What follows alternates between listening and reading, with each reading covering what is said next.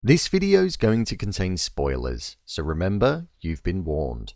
Season 4, Episode 4 of Succession was just released, and it's safe to say that following on from an episode that was the most important one in the show's history, the show managed to provide a follow-up to it in a successful way that didn't miss the mark at all. With the show being titled Succession and it being focused on who was going to succeed Logan Roy, with him being killed off so early in the final season, the real succession has now begun, and the transformation that we witnessed was key to that. Within episode 4 of the show, we almost had the episode told to us through the eyes of Kendall. It started with him and it finished with him, and it made for an interesting approach. So with that, I thought I'd break down and explain why I believe Kendall's transformation was the most important thing in Succession Season 4 Episode 4. Just to let you know, this video will contain spoilers. You're not a killer. You have to be a killer. This was a sentence that was spoken in the Season 2 finale several years ago, and it's now been brought to the forefront of Episode 4 in Season 4, without even needing to say it. A sentence that was most probably stuck within Kendall's own mind for the duration of his life since it was uttered, and he showed his first killing instinct in the show as he adopted the role that he always wanted, CEO of Waystar, and the role that he asked his father if he believed that he would be good at many years ago. The transformation to Kendall in this episode is important to the story and the way in which I feel Kendall's journey is going to come to an end in the show. Let's start by discussing the transformation. Honeymoon States opened up with the first thing that we saw being Kendall looking as though he was distraught over the fact that his father had died, understandably. However, it was only once paired with the other siblings' reactions and moods that it felt a little out of place and alien when compared to the rest of them. Roman said he had felt the worst part of grief. Shiv had her mind on other things, yet Kendall was on the floor of his apartment with a blanket wrapped around him, looking like there was nothing that was going to be able to pick him up again, especially not within the next 12 hours. However, something could, and we saw him change completely. As we saw him arrive at the house, he was still in a state of mourning and he looked as if he was absent from the world. We saw Kendall walking around, almost not recognizing the people that were in the room and being surprised at the things that they were all saying about his father, highlighting just how detached he was from Logan at the end, and maybe feeling a sense of guilt. Guilt that he wasn't there at the end and the state that the relationship was in when he did go. When we saw Kendall first speaking with Hugo, where Hugo told him that his daughter had sold her Waystar stocks just before the announcement of Logan dying came out, we saw a reaction from Kendall that one has come to expect. He's there for him and he'll ensure that Hugo won't get in trouble for it, treating him like the long-term associate and almost friend that he is. It was only once we were halfway through the episode where we saw Kendall's mood lift up slightly, and this came with the revelation of the piece of paper that had Kendall's name down on it, where it mentioned that it wanted him to take over from his father as CEO.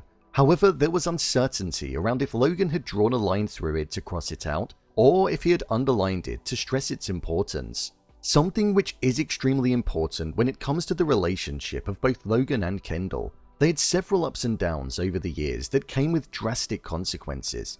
So this final act from Logan that was left up to interpretation is one that really does leave you with the uncertainty that Logan felt throughout his life over whether or not he wanted Kendall to lead the company, and it doesn't provide that sense of closure for Kendall. We saw Kendall fight for his right to lead the company, but he had a moment during it where we saw that he was questioning if it was something that his father would have actually wanted him to do. Kendall was speaking with Frank and was wanting to know if his father did truly love him, tying back into that guilt that he felt and the conflicted feelings that he felt towards his father in his death. Once we saw that Kendall and Roman were appointed joint CEOs of Waystar, we saw that Kendall and Roman agreed on a softer approach when it came to a press release on why they were appointed CEOs. The route that they were going to go with would explain that his father wanted them to be and that it was part of the emergency plan. But it was only after Roman had left that Kendall was looking down at the image of where his name was crossed through and underlined, and he decided to go against what he agreed with his brother, and he got Hugo to go with the harder approach. This would ultimately tarnish his father's name in death, saying that he wasn't quite with it at the end and that they'd been making all of the decisions in the build-up to his death. What elevated this even more was the fact that he manipulated Hugo into doing it because he had dirt on him, dirt that would put himself and his daughter in a lot of trouble. Kendall did a true Logan Roy on him. He put him into an uncomfortable situation and used something on him in order to get what he wanted. with a smile supporting it, which was a complete contrast to what we saw in the opening of the episode. The true killer instinct that Logan said that Kendall didn't have came to the front of the episode, and it's shown that there's a new side to Kendall that will be present for the remainder of the series. So why is this so important?